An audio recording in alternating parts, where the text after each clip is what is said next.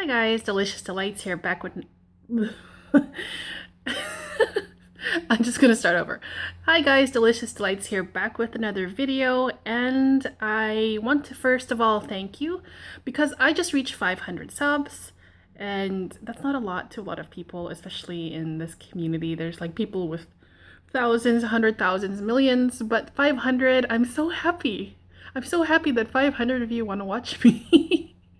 Because I just want to share this passion with people. And I know that you 500, if you're subscribed to me, you also share the passion. So it really makes me happy to know that I'm sharing my passion with you.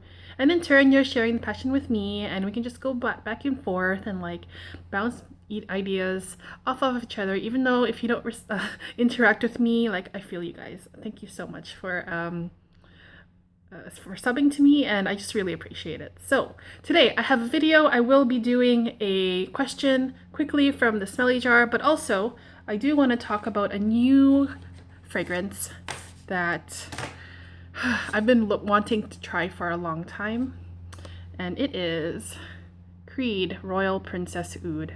So before we get into that, let's go into the Smelly Jar and see what is in store for today. Now, so let's see what we get here. All right. So today's topic will be wish list. And it's a perfect time to do this question because it's Christmas time, and during Christmas time everyone has their wish lists. Well, most of us do, especially when it comes to perfume. But okay, I'm gonna keep it real with you guys. I'm gonna tell you that I don't really have anything on my wish list, and I'm sorry because that's a boring answer, I know, but that's kind of the truth. I am at the point where let's first distinguish the fact that I'm not a collector of fragrance. I'm more the kind of person that just likes to smell stuff. So I can do that with food, because I'm also a pretty huge foodie as well. I can do that with fragrance. I could do that, of course, with fragrance, but I can do that in perfume stores for free, and you can just test them out, or you can order samples to fragrances that are kind of hard to get.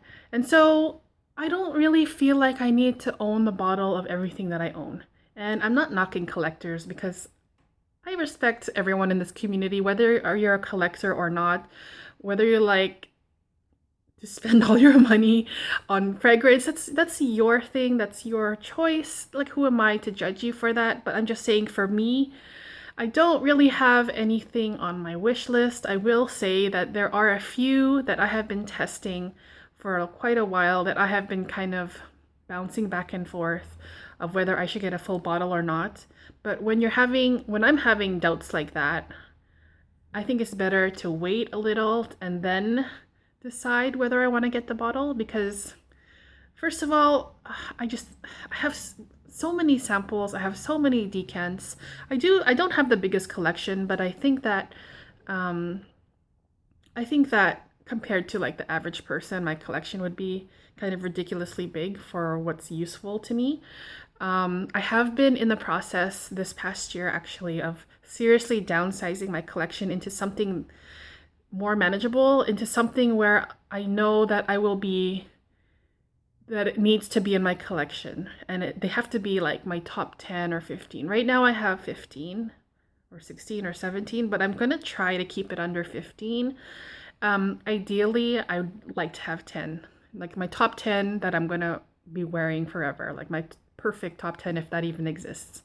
And it's funny because that always changes, because yeah, there's new releases all the time, and you get reacquainted with old loves, old fragrance favorites, and then you kind of, rehash your favorites, and they just kind of reappear and appear at different points in your life. So it's kind of fun exchanging, doing some trades once in a while, selling stuff or giving it away to a person or who would enjoy it more or who would give it more attention. But yeah, let's just say I'll talk about the ones that I'm kind of like teetering back and forth of whether I should buy it, and it's like on my wish list for a while, and then I'll take it off, and then I'll put it on again, and then I'll take them off. So the first one is the Enchanted Forest by the Vagabond Prince. The first time I tried it, I was like, what the hell? I was so like dumbfounded almost because of how real it smelled. It smelled literally like different kinds of dark berries, like blackberries and blueberries and dark cherries, and as if you would jam them in a mortar and pestle and then scatter it on a forest floor. It just smelled so realistic that I didn't know what to do with it. But then it slowly grew on me, and I was like, wow, this is so realistic and literal. And it almost kind of takes you to another place, into an enchanted forest. And I think that the story behind it, of how it's been described, kind of made me biased towards it, to think that, okay, I smell this and then automatically I think of a forest. But honestly, if I didn't hear anything about it's supposed to be like a forest, a Russian forest or something, or a fairy tale, I wouldn't think of a forest. The first thing I would think about would be like a really good, juicy, tart, sweet blackberry jam or black currant. That's what it's. Black currant is the main note in it. And I actually love blackcurrant. In Holland, there's a drink called cassis, and cassis is blackcurrant, and I actually really like it. It's very tart and strong and intense and extremely realistic. And it's so good now that I'm thinking about it. And I'm kind of like creeping toward the idea of getting it, but it's not there 100%. Maybe it will be soon, but we'll see. Other things that I've had in mind is Osmanthus by Ormonde Jayne. Another one is Chocolate Greedy by Montale. Another one is Ylang in Gold by Micallef. And one more. Ivory Root by Xerjoff, Join the Club. So those are the 5 on my hypothetical wish list that doesn't really exist, because I don't really need to own them. I'd be happy to wait. I'd be happy if I come across a decant of it. I'd be happy if I own them one day, or I probably will. I don't know. It depends on how it goes, but it's weird because there's some people that have like hundreds of things on their wish list, and I'm wondering, wow, that's a lot. That's overwhelming, first of all, for me. And I'm thinking, do you really actually want those fragrances, or they're just things that you're interested in? I'm not sure. But for me, I'm not chasing anything, and that's a good thing, you know? I'm not chasing the next best thing anymore, and I used to be, and I kind of got overwhelmed and kind of spent a lot of money, and that's fine. It's all part of the journey and of learning about this experience, about this hobby. But now I'm pretty conservative. If I come across it and I get a good deal, fine. If I feel like I need it, I'll just go buy it. If I could wait, I'll wait. If I don't ever end up owning it, that's fine too, because I have like other fragrances, like in my last video, that I'm just completely like over the moon with and happy with, that I don't really have any thing to complain about. And with a wish list, yeah, it's nice to have, because yeah, I just think a lot of people in this hobby, I'm kind of getting off topic, are like always chasing for the next thing that they're like obsessed about.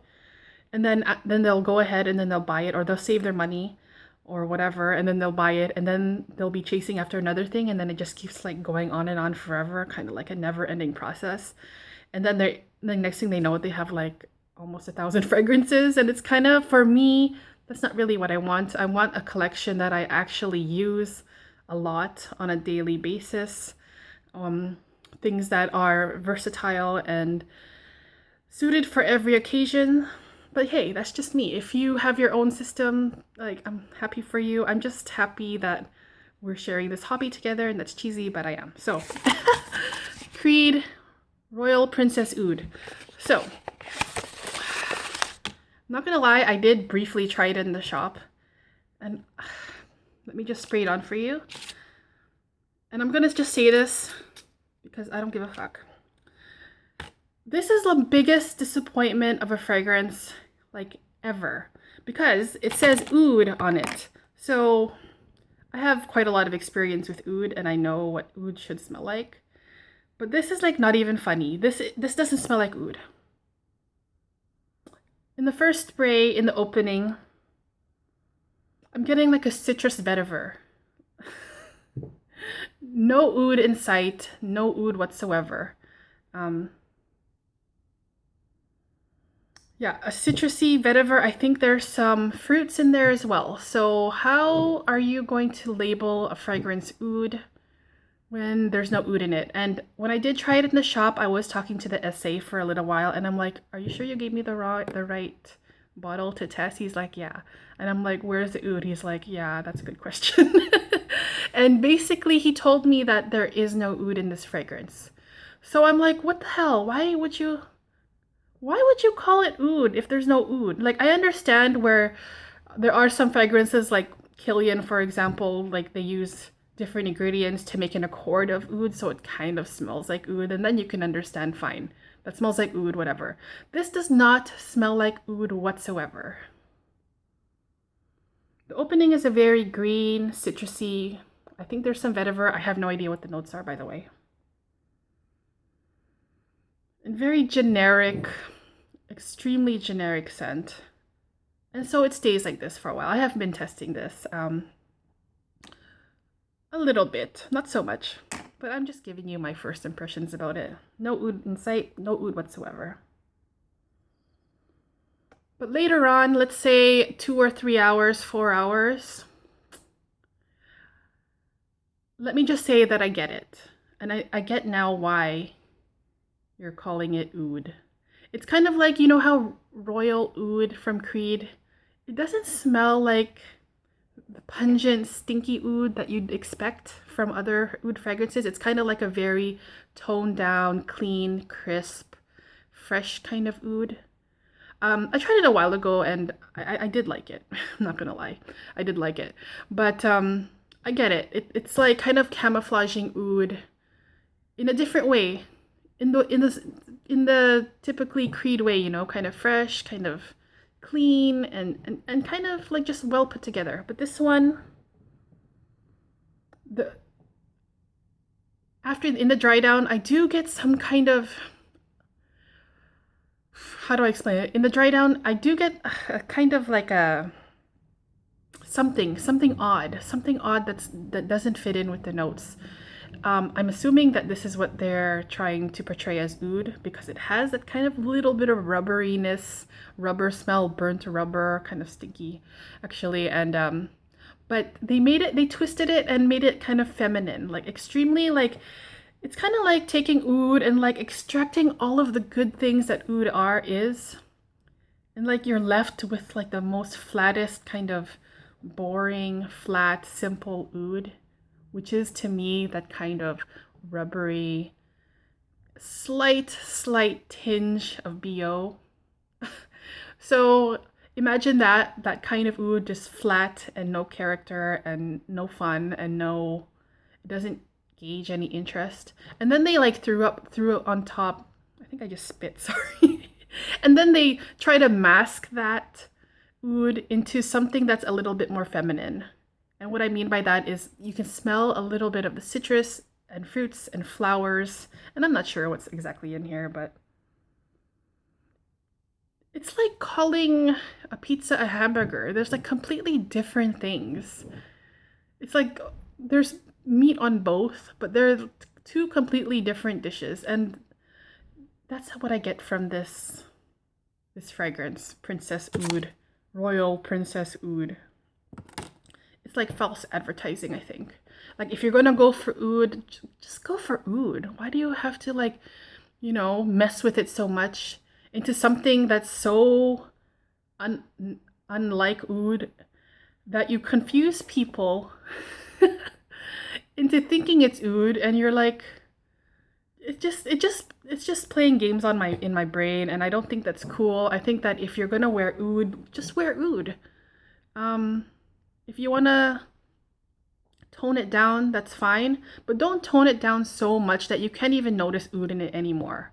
So if I were to choose between Royal Oud and this Princess Oud, I would 100% go for Royal Oud because I actually do kind of like it, even though it's not the most oudiest oud that I've ever tried. And that's okay with me because you still know consciously that there's oud, like this smells like oud. Just a different take on oud. But the Princess Oud is just completely like 100% makeover. Like it's like having a piece of shit on the ground and like throwing a bunch of flowers on top and then trying to mask that smell. I'm like, why have it in there in the first place? You know, just take that shit out of there and then have that nice citrusy, earthy green, fruity, flowery kind of smell, which is what the rest of it is. Which in itself is kind of nice. And I get, like I said, I do get where they're trying to go with this, trying to make oud as likable and feminine as possible. But it felt absolutely flat and to me, and I was absolutely not impressed, especially with the price point on this one. And I'm gonna stick to my stinky ouds, okay? So that's my video for today. I know it's a long one, I'm really sorry, but I had a lot to say today and I just wanted to like relay that to you. And I hope you enjoyed my video. Stay tuned for more and I'll be back with more. See you later. Bye.